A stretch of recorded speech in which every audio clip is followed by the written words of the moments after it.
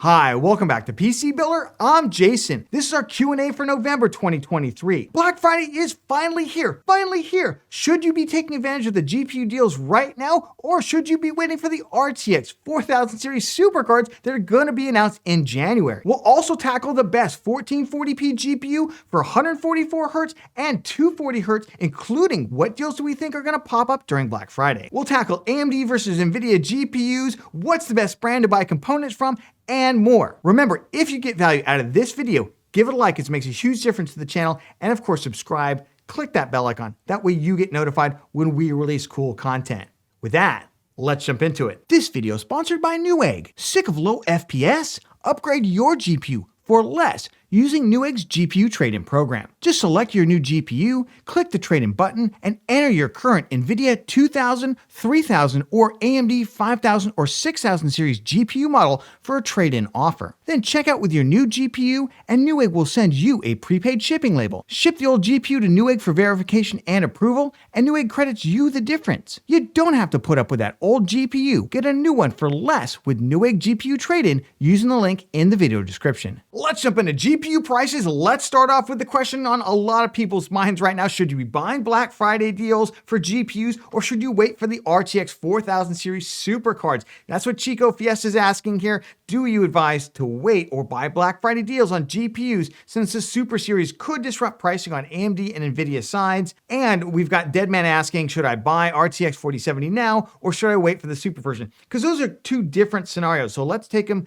step by step. First of all, if you're not familiar with the RTX 4000 series supercards we went over this in our best GPU 2023 for November. Every month we go through the GPU market. That's what we talked about this month, in addition to the pricing and the best GPUs price to performance at every kind of budget level. One thing I want to emphasize, of course, with all this RTX 4000 series talk is everything I'm going to reference right now, it's absolute rumor right now. It's absolute rumors, but we've basically compiled them together, and we kind of at least have a picture of what we think is going to happen. In a nutshell, the RTX 4000 series supercards are the 4070 Super, which we're guessing is going to come in at about the MSRP of the 4070, which is $600 or maybe a little bit more.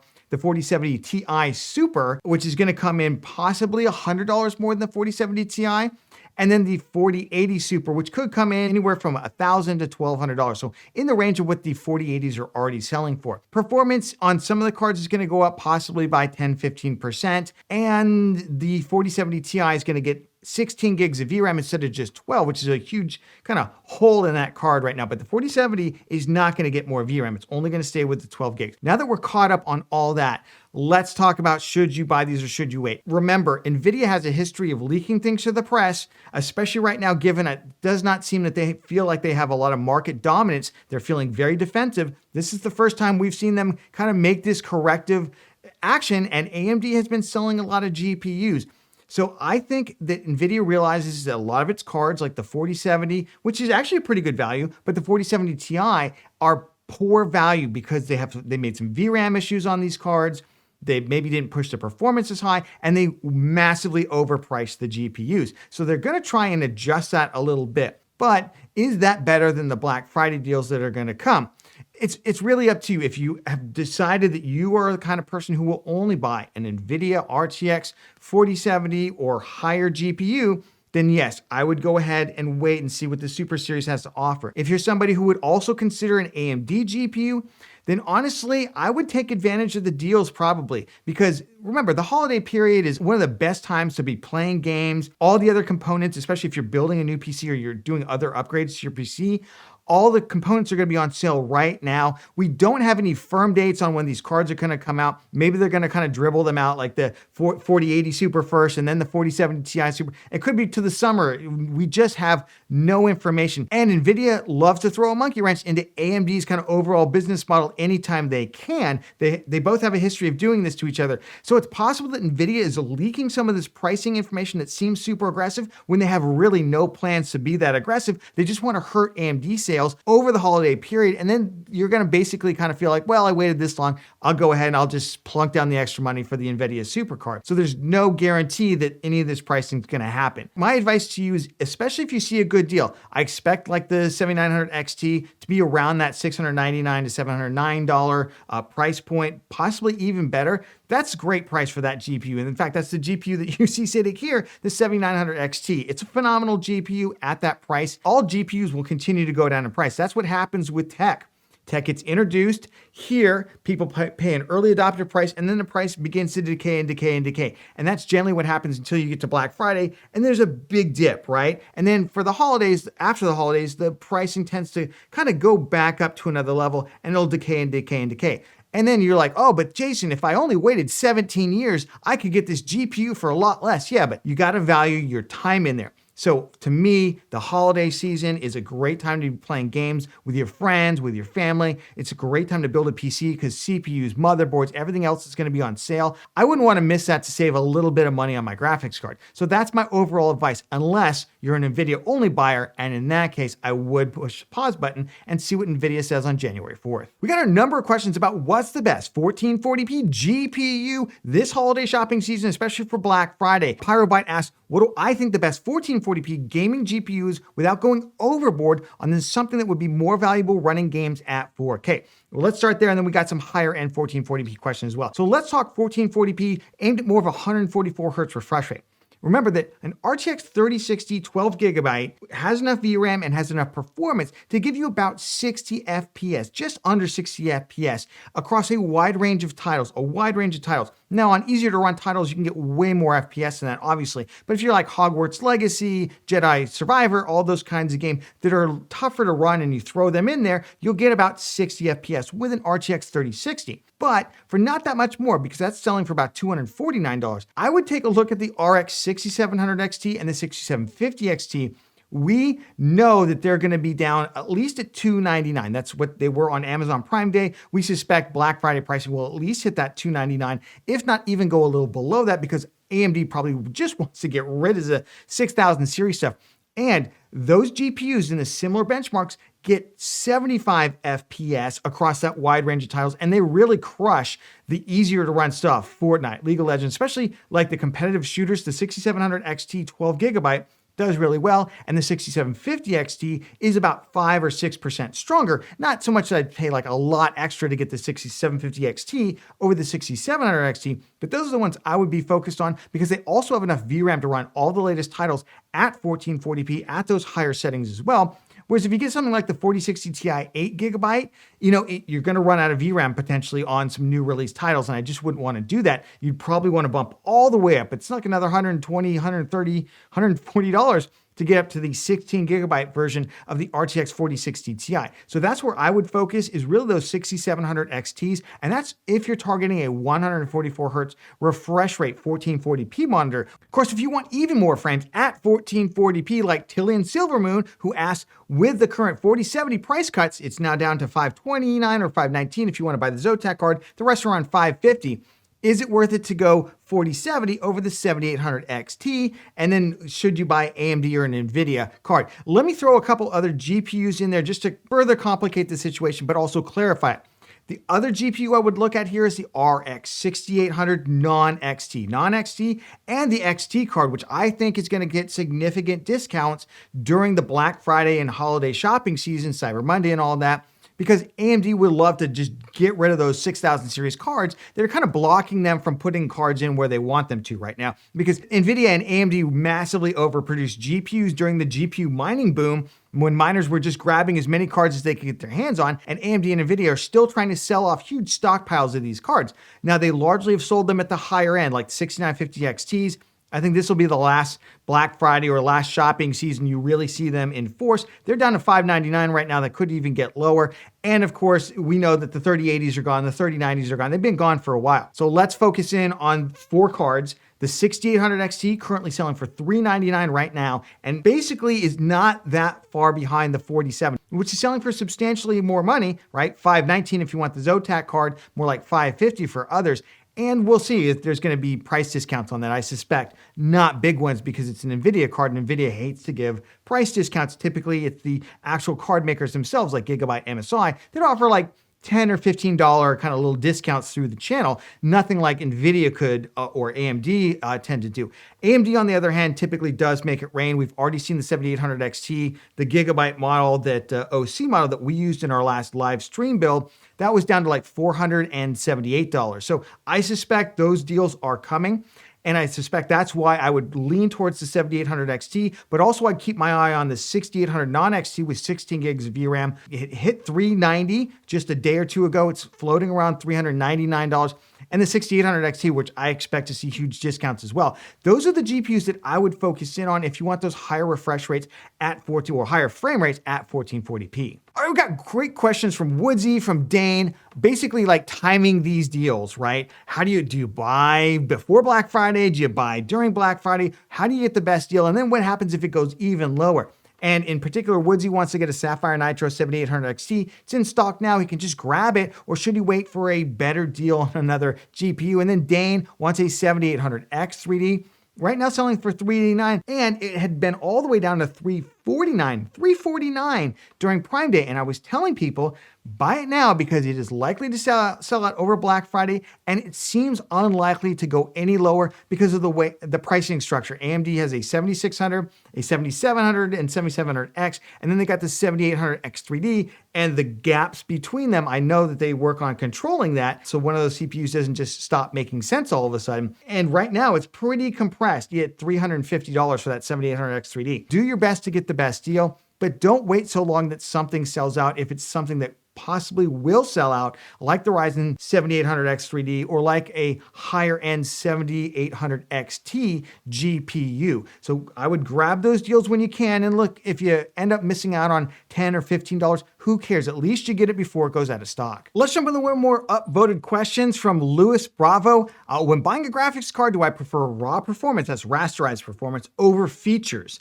So AMD, they say, FSR 3, but they tend to have the best rasterized performance for your dollar. And then NVIDIA, of course, has DLSS 3.5 frame generation, and they're saying it's become difficult to decide. Well, this is exactly why NVIDIA did this. NVIDIA did this because they don't want to compete on rasterized performance. They want to have a trump card that they can play at any point during benchmarks to basically say, well, yeah, maybe AMD crushes us in rasterized performance for your dollar, but we've got DLSS. And how do you argue with that? Because what does that even mean? I don't know, but oh no, but if I don't have DLSS, it introduces FOMO. NVIDIA is the king of figuring out how to get gamers to have the massive amount of FOMO, fear of missing out, right? FOMO around not buying their GPUs. And they are marketing geniuses around this. AMD should really, really take note. I actually hate this kind of marketing personally, but everybody does it. So it's not like I can really bash NVIDIA for this. Literally, Apple does this. Every other company out there, a market leader or that has the market leading position, does this. Where it's always the fear of missing out by not buying what everybody else is buying or what the kind of preferred brand is. So that's where I see DLSS, frame generation, to some extent ray tracing, although I actually think ray tracing is a legitimate technology that there's an enthusiast class of folks out there who want ray trace stuff. From our polls, it's about 15% of you out there. Here's what I would say. I prefer rasterized performance myself. I don't turn on ray tracing. I don't like upscalers much. I actually think upscalers are ruining PC gaming. It's making developers lazy because they're like, oh, you're just going to turn on DLSS or FSR and there you go. So I don't really care about ray tracing either. So I just want good rasterized performance. That's why I've been a proponent of people at least considering the AMD offerings right now, because when you can get a graphics card like the RX 6800, even though it's last gen, you can get tons more rasterized performance than anything that NVIDIA is offering right now, and it's got 16 gigs of VRAM. So to me, the biggest feature is VRAM. Then we can look at DLSS. Then we can look at ray tracing. And I don't like frame generation at all. I wish frame generation was really not a thing. Right now, where I'm sitting, I don't like fake frames. I want real frames, and I want the most amount of real frames natively rendered as I can get. And that's me, but maybe you have different preferences. All right, Brock asks a great question. How significant is the difference in overclocking potential between the RTX 4000 series NVIDIA series and AMD Radeon RX 7000 series, which is RDNA 3? Does it change the value proposition if you plan on overclocking your GPU? First of all, yeah, the NVIDIA RTX 4000 series, except for the 4090, doesn't overclock for anything.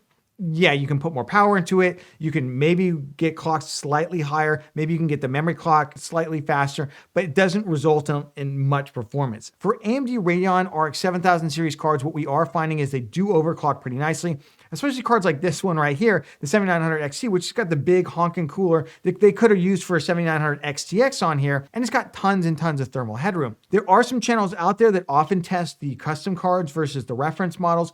Tech Testers is one of them. Check her work out. She does some great stuff. For instance, the 7800 XT, she found the Gigabyte gaming OC model was one of the better ones. That's the one that we just used in our live stream build. So big thank you to Gigabyte on that one for sending it over to us. But she found that card clocks up and gives, significantly more performance. You're talking in the range of anywhere from 3 to 7, 8%. The other thing I would say is just the driver suites. Look, you can use MSI Afterburner on an NVIDIA GPU and you can overclock it kind of the old fashioned way. But AMD's Radeon Adrenalin package, it is a dream to try and overclock a GPU on that thing. It's so much easier. Now, it just still continues to take time. You still have to test it using FOMOing and all that to make sure, you're not getting crashes and everything like that. I would say that that's a huge feature. And if you're into overclocking GPUs, I'd grab a Radeon GPU, a Radeon 7000 series GPU, 7800, 7900 series GPUs, those tend to overclock the best. Vermilion Justice has a great Black Friday question. They say,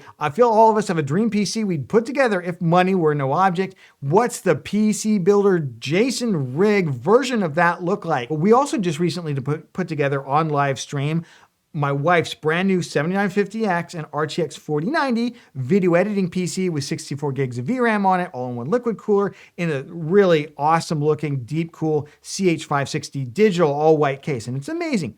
And for her, we are always going to get her the best of the best because she needs stuff to move. She does not have time to wait around for things to happen. On the flip side of that, we've got my rig here, which we built, which is a super nice rig. But I always like to be a little closer to kind of where I think the median of the audience is. And that's why we built this PC. Now, look, obviously, it's always going to be on camera. Aesthetics are always going to be super important. So I go premium on the aesthetics. But I wanted a Ryzen 7600, which is what we have here, and a 7900 XT. At the time, the 7800 XT was not yet out. Otherwise, I probably would have used a 7800 XT, possibly a 4070 in this PC. And, look, it's nice. It's a $1,600 PC. Again, a lot of that money goes into the aesthetics to make it look nice. Probably could have built it for what I built the live stream PC. Become a member. We do that all the time. Check it out in the video description. Click that button. This is the PC that I enjoy building. The only upgrade I might make here at some point is drop into 7800X3D. We got tons of questions on future-proofing, of course, from Dell, from Eggnog, from Harun Mahed. Listen, all these great future-proofing questions, I'm not going to go through them in detail because they're like, there's all these different 4D strategies, right? 4D chess strategies about if I do this and then I do this, maybe it'll future-proof. And I get it, especially around Black Friday all the time.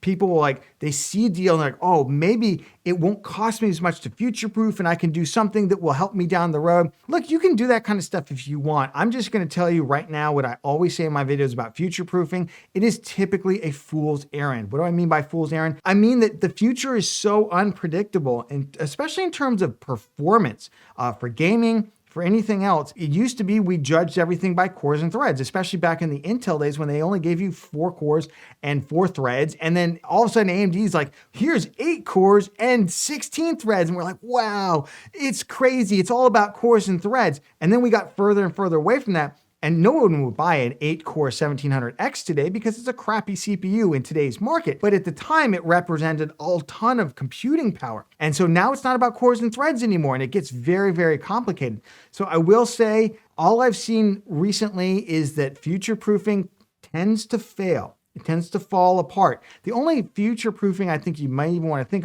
about is an upgrade path. So if you're really deciding between building that 13600K and that maybe Ryzen 7700X or something like that rig, yeah, you could look at, hey, I won't have to buy a motherboard. In a couple of years, I'll just drop a new CPU in there.